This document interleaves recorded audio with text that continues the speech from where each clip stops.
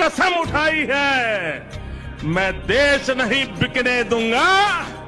सौगंध मुझे इस मिट्टी की, मैं देश नहीं मिटने दूंगा।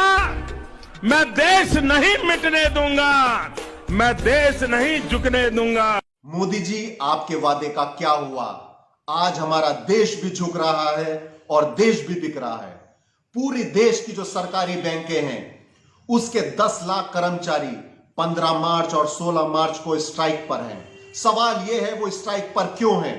वो स्ट्राइक पर हैं निजीकरण के विरोध में, क्योंकि मोदी सरकार ने फैसला ले लिया है कि देश की 4 बड़ी बैंकें का निजीकरण होने जा रहा है, यानी देश की बैंकों को बेचा जा रहा है। वो 4 बैंकें हैं, bank of India, bank of Maharashtra, India overseas bank and central bank of India.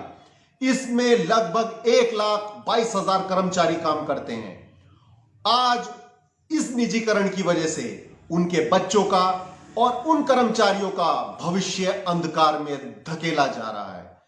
उनके राइट्स को प्रोटेक्ट करने के लिए देश की सारी बैंकों ने स्ट्राइक का आह्वान किया है। किसी भी सरकारी बैंक में कामकाज नहीं होगा।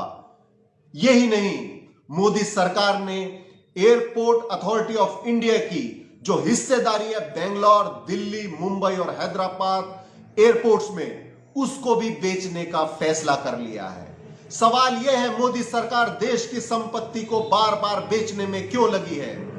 इसका जवाब केवल एक ही है, वो केवल 2 लोगों की सरकार चला रहे हैं, हम 2 और हमारे 2 की सरकार। आज पूरे देश की जो संपत्ति 70 सालों में कांग्रेस ने बनाकर खड़ी करी थी, मोदी सरकार एक के बाद उसको बेचने में निरंतर लगी हुई है। बार बार देश को बेचा जा रहा है, बार बार देश को लूटा जा रहा है। United forum of banks union के अनुसार अगर निजीकरण बैंकों का किया गया तो जो देश के गरीब लोगों का 80 लाख करोड़ रुपया रिस्क पर है। मेरी मोदी जी से अपील है, निजीकरण बंद कर दीजिए, वरना देश के लोग आपको माफ नहीं करेंगे।